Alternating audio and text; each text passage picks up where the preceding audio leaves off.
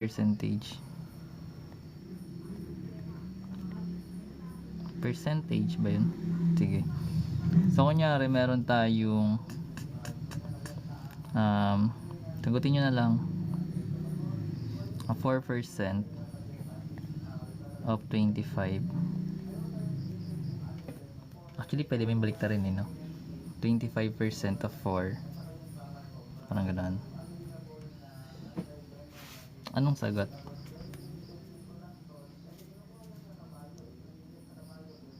Pwede siya i-flip. Diba 1? That's correct. So, magiging 1 siya. Pero yung tinuro ko last time kasi, ganito siya ginawa. Another concept. Paano ko ba ito explain na maayos? Pero 1 yung sagot dito.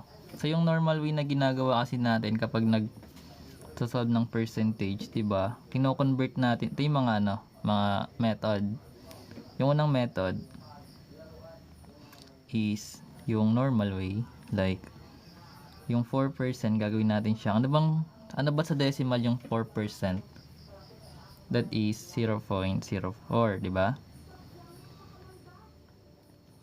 Baka gawin yung 0.4 that is 0.04. Then of is times, then 25.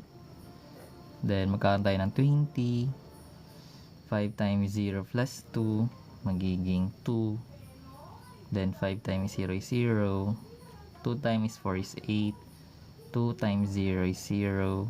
Then 2 times 0 is 0 ulit. Then i-add natin.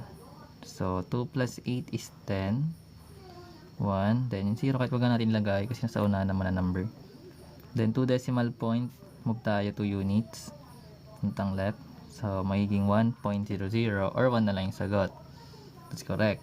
Another method guys is yung piniflip nga. So pwede mo siyang sabihin na 25% of 4. So basically ang 25% kasi is 1/4. So gawin mo siyang 1/4 times 4. So ito madi-divide by 4. And 1 times 1 is 1. So pares pa rin yung kakalabasan.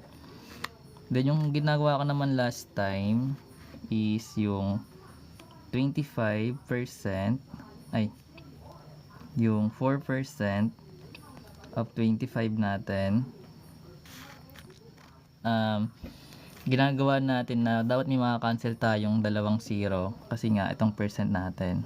So kapag wala kang maka-cancel dalawang 0 dyan, multiply mo lang siya directly.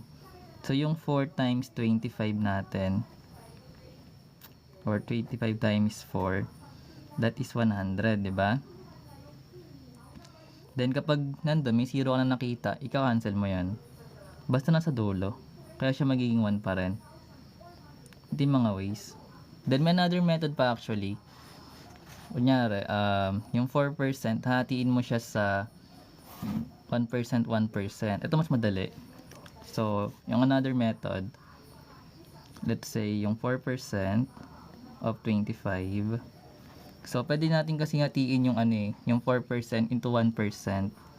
So, pwede siyang 4 na 1%. So, paano natin kukunin yung 1% ng 25? Kapag 1% yung hinahanap natin sa given, mag-move ka lang ng decimal 2 units. Papuntang left. So, ibig sabihin, kung meron kang 25, nandito yung decimal point mo, i-move mo siya papuntang left. So, magkakaroon tayo ng 0.25. So, ibig sabihin, ang 1% ng 25 is 0.25. So, dahil kailangan natin 4%, pwede mong dagdagan ito 1%. O pwede ka na lang mag times 4. Pares lang naman yan. So, pag inad mo to lahat, that is magiging 1 pa rin. So, ganun siya ginagawa yung mga method. Dali lang na. Hindi ko alam. Pero mas madali sa akin yung ganito. Pero mas madali ito actually. Ito rin madali. Lahat na lang madali. Harap. Hindi, madali lang kasing given. Siyempre, may practice. Hindi